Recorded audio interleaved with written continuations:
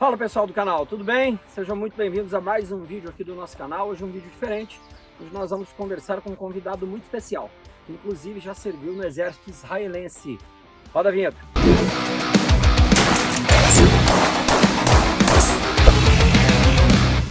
Bem pessoal, estamos aqui em Curitiba no nosso módulo presencial do curso de docência, armamento e tiro. Eu e o professor Jorge, parte da equipe, e nós tivemos a grande honra de receber aqui conosco, nos acompanhando no curso, instrutor formado aqui no Projeto IAT. Só que mais que isso, o que nos deixou muito orgulhoso é que ele trouxe o filho para fazer o curso também.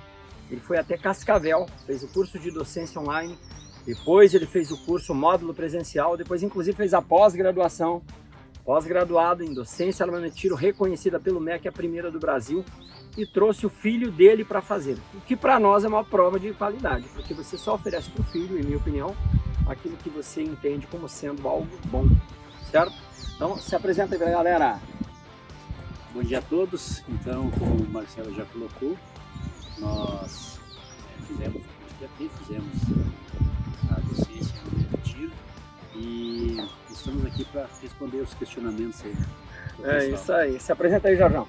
Bom, eu sou o Jorge Krum, sou engenheiro civil, também fiz a pós-graduação em docência de armamento e tiro, sou atirador esportivo desde 1989 e também fiz o curso de IAT e hoje faço parte da equipe dos professores do projeto IAT. Se você quiser conhecer o nosso curso de docência, armamento e tiro, que pode ser feito inclusive na forma de pós-graduação reconhecida pelo MEC, os links vão ficar aqui embaixo, tá? Mas o nosso papo aqui é diferente. Primeiramente agradecer por estar aqui nos acompanhando, sempre acontece nos nossos cursos, sempre temos instrutores que vêm acompanhar os módulos presenciais, e agradecer também por ter trazido o próprio filho para fazer aqui com a gente, que nos deixou muito orgulhoso. Mas o papo aqui é diferente, por quê?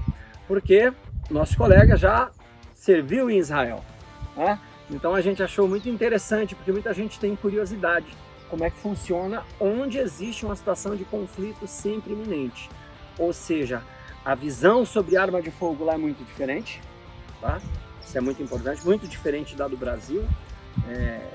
Estava conversando com ele, é algo muito diferenciado, e também por quem teve essa experiência. Conta aí pra gente quando foi que você serviu e como é que foi esse processo, você sendo brasileiro, indo servir lá em Israel. Então, a primeira coisa que é importante esclarecer é que não existe uma uniformidade na prestação de serviço em Israel. Por que eu digo isso? Porque o cidadão israelense, o cidadão que nasceu lá, se naturalizou e conseguiu a sua identidade israelense, por assim dizer, até os 40 anos, ele tem uma obrigatoriedade do serviço obrigatório. O serviço obrigatório lá ele se dá de duas maneiras. Então tem o serviço obrigatório para mulheres e o serviço obrigatório para homens. E nesses dois anos também de duas maneiras. Lá todo mundo é obrigado a servir, não é que nem o Brasil também é obrigado, mas aqui existe o excesso de contingente. Já em Israel nunca existe excesso de contingente. Então todas as pessoas, mesmo aquele que tem alguma deficiência física ou uma diminuição no seu poder de cognição, ele também é obrigado a prestar algum tipo de serviço. O homem, ele ingressa no exército a partir dos 17 anos, são 3 anos obrigatórios, e a mulher serve no exército, quando eu falo que são as forças armadas, porque lá também tem marinha e também tem aeronáutica, fora as forças de segurança também. Mas a força de segurança seria um outro aspecto. Primeiro você teria que passar pelo serviço militar para depois ingressar então em uma das forças de segurança de Israel. E a mulher serve apenas 2 anos, mas todo o serviço é obrigatório. E existe aquele serviço que ele é opcional. Um brasileiro hoje, mesmo que ele não tenha ascendência judaica, ele pode servir em Israel também, é uma coisa que poucas pessoas sabem. Existe, claro, um critério rigoroso, uma formalidade, que a pessoa pode servir também, mesmo não tendo ascendência judaica. E você pode também fazer um tipo de período que não se constitui propriamente aqueles 3 anos, que é um período melhor, que foi o meu caso. Então se faz um período que seria o período básico, a formação de soldado, como aqui no Brasil tem a militar, sabe o que eu estou falando? Né? Então você faz aquele período do recruta até você se formar um soldado. E daí depois que você se forma, aqueles que têm obrigatoriedade os 3 anos ou 2 anos no caso da mulher, ele cumpre todo esse período e após esse período ele fica na reserva até um certo período. Ok. E como é o serviço militar lá? Por exemplo, você saiu daqui, se deslocou para lá para poder servir. Como é o serviço lá? Por exemplo, o alojamento, onde é que você fica, quem te recebe, como é que foi depois o alistamento aqui, depois você conta. Então, começando o alistamento, certo? Você se prontificou, foi voluntário, se alistou, e aí a partir daí, como é que funcionou todo o processo, inclusive o serviço lá? Então, uma parte da formalidade é feita no Brasil mesmo. A não ser que você esteja em Israel também, você sendo uma pessoa que tem acesso livre a Israel, ou mesmo que você vai para lá com essa finalidade, você pode fazer o procedimento por lá. Mas no meu caso, começou um procedimento, ele é feito toda uma parte burocrática aqui, e depois você complementa a parte burocrática lá, estando em Israel, tem que estar presencialmente para fazer a finalização então do procedimento de ingresso. A partir do procedimento de ingresso, você vai servir exatamente como um outro soldado que tem a obrigatoriedade de cumprir o serviço completo. Você vai servir com eles aquele período, e a partir daquele período, então, você pode optar ficar os 3 anos, ou você pode fazer só o período de formação. O deslocamento foi por sua conta? O deslocamento daqui até lá, no meu caso, ele foi por minha conta e depois é reembolsado. Ah, entendi. Agora, existem casos que o reembolso todo o procedimento de despesas ele é feito prévio. Entendi. Chegando lá, certo? Você já conhecia Israel? Já. Israel, eu vou uma vez por ano para Israel, depois da pandemia eu não fui mais. Entendi. Mas todo ano eu vou para Israel, geralmente eu vou na época do meu aniversário judaico, que geralmente é 5 de Iyar, aqui deve dar entre abril e maio, porque o calendário lá é diferente. O calendário é lunar, né? Calendário é lunar. Então todo ano eu vou para lá, eu já morei uma vez lá 6 meses antes, depois fui mais esse período, fiquei esses 6 meses que é o período de formação de soldado do exército israelense. Muito legal. Eu servi, no caso, no exército mesmo, não foi na Força Aérea e também nem na Marinha Israelense, foi no exército mesmo. E a estrutura lá, para você permanecer, você teve apoio de familiares, de amigos lá, ou as Forças Armadas te dariam toda a estrutura, alojamento e tudo mais, para você permanecer lá? É tudo lá. O alojamento para a pessoa que não mora lá, ou mesmo os que moram, na verdade, eles ficam durante a semana, em regra, ficam 15 dias aquartelados, principalmente no período da escola, você fica aquartelado e daí a cada 15 dias você tem um dia para permanecer em casa. Quem tem casa lá, no caso eu tenho parentes lá, então ficava na casa de parentes ou de amigos nesse período. E nos demais dias em alojamento, como é aqui no Brasil, mesma coisa. Exatamente. O Youssef, ele é apaixonado pelo mundo das armas, competidor, como disse, foi até Curitiba, até Cascavel, fazer o curso conosco, tá com o filho dele, tá sempre aqui, inclusive o Clube Drago aqui, maravilhoso, hein? Se você estiver na região de Curitiba, passando por aqui, venha conhecer um conceito diferente de clube de tiro, muito diferente, um conceito muito empresarial e principalmente muito acolhedor. Restaurante, espaço infantil, é muito legal. Então, como eu estava dizendo, ele é um cara apaixonado por armas também. Como é o mundo das armas em Israel? A visão sobre arma de fogo, ela é um tanto quanto diferente. Eu, inclusive, uso arma israelense, né? Você que me orienta. Ele me orientou a comprar a arma. Compra que a arma é boa. Uma IWI Matsada. Como é que chama? Metzadá. Depois você conta a história da Matsada, a gente vai gravar outro vídeo para você contar a história da Matsada. Diz aí, como é o acolhimento lá então a partir daí, certo? E como é o mundo das armas lá? É visto de forma diferente ou é visto como aqui, como um negócio do fim do mundo, aquele objeto que vem do inferno, que só de olhar para ele o cara já está condenado? A primeira questão que deve se observar, como foi colocado, que todo cidadão israelense ele é obrigado, ele tem a obrigação de servir as Forças Armadas. Então, por esse motivo, já é muito comum você andar pelas ruas de Israel, ou mesmo nas cidades mais religiosas, como Jerusalém, e outras cidades menores que são mais religiosas, as pessoas andar com uma arma longa tiracolo. Isso é normal. Então, para as pessoas lá, assim, já não se assustam, que nem, por exemplo, você sair aqui na rua com um fuzil a tiracolo, ele vai assustar muitas pessoas. Lá é a coisa mais normal. Você vê lá garotas de 17, 18, 19 anos, com roupa civil e com o seu fuzil a tiracolo. Isso, então, já é uma visão diferente em relação aqui ao Brasil. Que traz familiaridade, né? Justamente. Esse é um dos nossos grandes problemas. A gente estava conversando ali na aula e conversando até com o chefe ali do restaurante, E é consenso, uma faca, por exemplo, em um ambiente fechado é muito mais perigoso que uma arma de fogo. Se você vê uma pessoa com uma faca na rua, tudo bem. Se vê com arma de fogo, meu Deus, o bicho está pegando, chama a polícia. Mas pode continuar, desculpa. Então, na questão de acesso às armas, ele não é tão aberto como as pessoas pensam e também não é tão fechado como no Brasil, por exemplo. Existem áreas em Israel, por exemplo, toda a região que é assim conhecida como região ocupada, que na verdade, não vou entrar no mérito aqui, mas não é ocupada, né?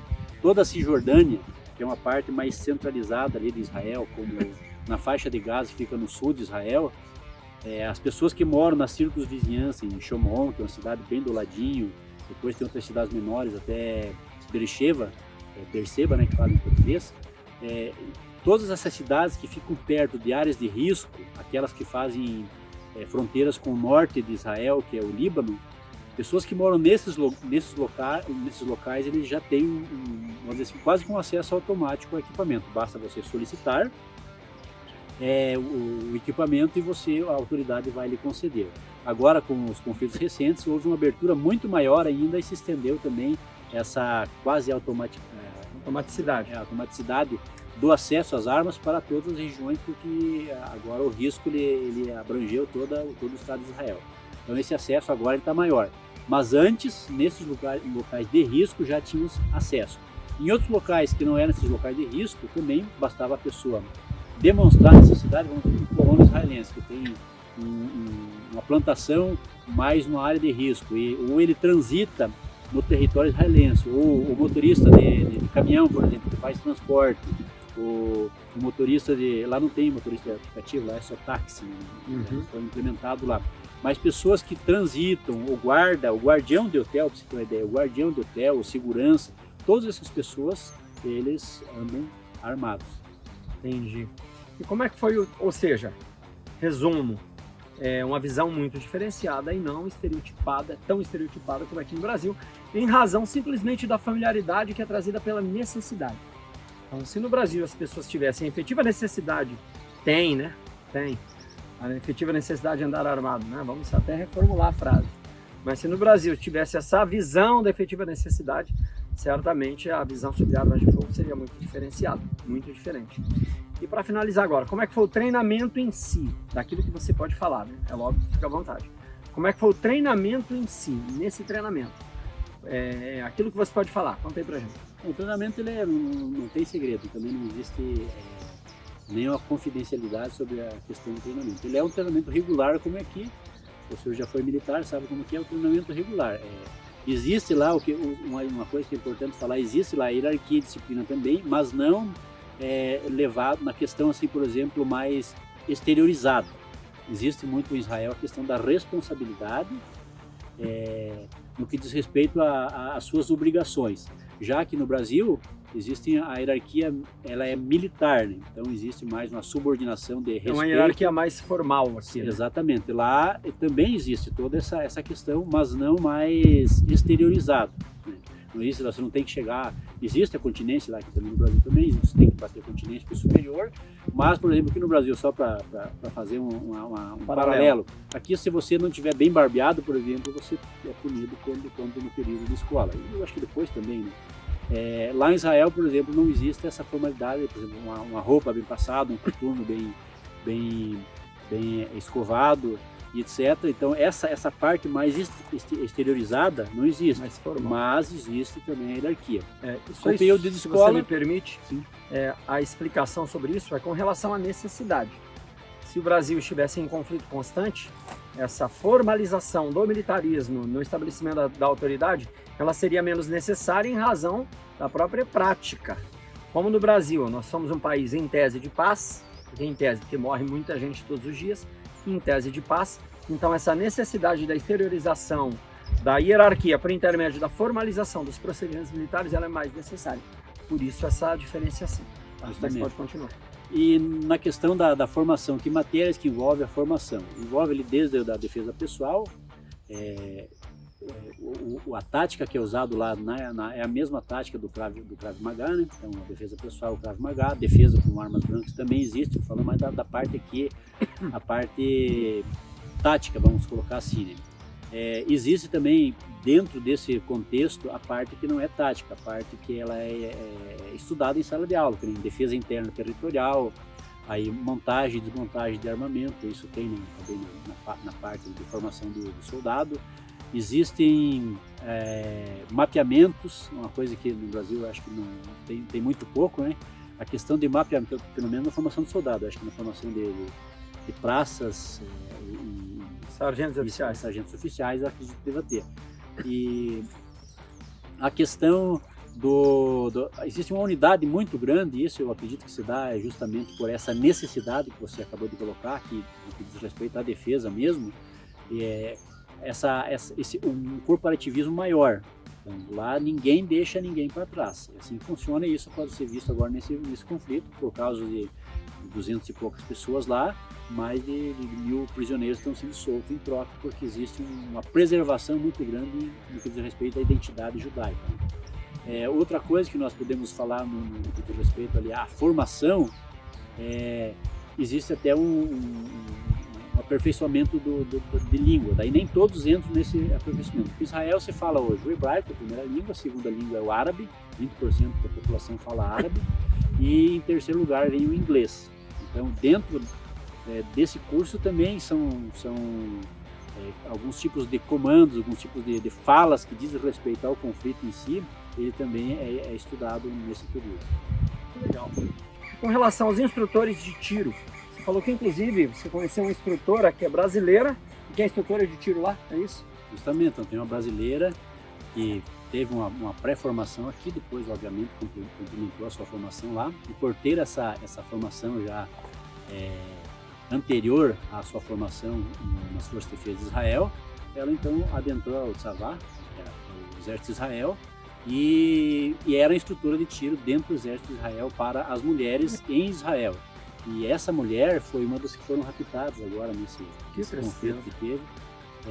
Mas para vocês verem que existe uma conexão e existe um respeito em Israel pela essa questão da formação aqui no Brasil. Então existe uma credibilidade boa no que diz respeito à questão armamentista. Vamos levar o projeto EAD para lá, então. Ótimo, por que não? Vamos levar o projeto EAD. Acho que é isso. Obrigado aí. Grande orgulho ter você aqui com a gente. Muito obrigado por ter feito o curso com a gente, a pós-graduação. Muito obrigado por ter trazido o filho para fazer o curso com a gente. Está lá ralando e depois a gente mostra as imagens da galera aí. Obrigadão, um grande orgulho ter você. Obrigado, Jair. Obrigado. Até mais, pessoal. E se gostou, inscreva-se no canal, marque o sininho de notificação, comente, deixe suas dúvidas, que as dúvidas eu vou passar direto para ele responder. Valeu!